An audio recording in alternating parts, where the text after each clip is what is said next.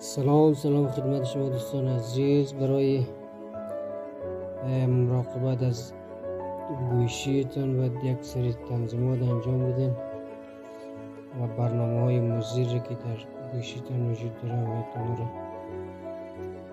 شناسایی کرد. بخاطر از او بزنین روی تنظیمات، بعد پیدا کنین مراقبت دستگاه. و قبل این تنظیمات انجام دادیم. بعد محافظت از برنامه بزنیم روی محافظت از برنامه. بعد